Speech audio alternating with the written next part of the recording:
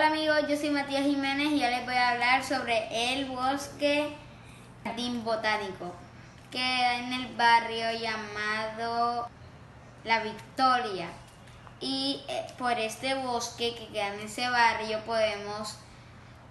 los árboles disminuyen el CO2 y ahí el aire es verde, o sea, aire que podemos respirar sin ningún miedo, sin ninguna preocupación.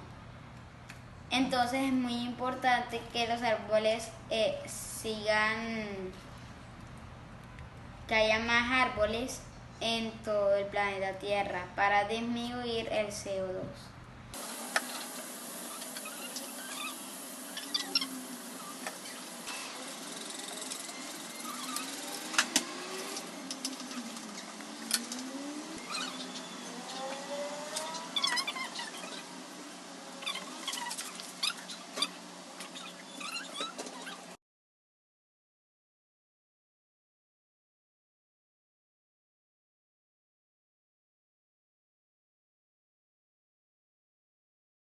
Bueno amigos, eso fue todo y gracias por ver el video. Chao.